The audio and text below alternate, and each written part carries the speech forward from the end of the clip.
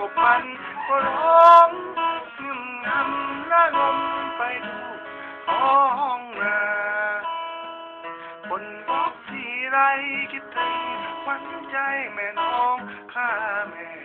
น้องสโนบ้านนา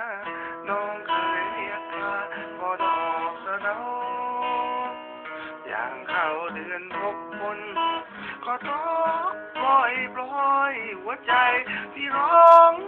โอ้ยโอ้ยคิดถึงแม่ดอกทานเศร้าฝนตกลงมาคิดถึงฝนตาแม่น้องเจ้าไปเจอน้องแม่เงาหรือลืมรักเราจะแล้วแก้วตาถามว่าคนเอ๋ยทำไมถึงตกตอบว่าฝนตกก็กบมันร้องเรียกฝนบนฟ้า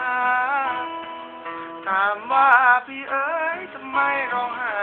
และหลั่งน้ำตาตอบว่าหัวใจของข้า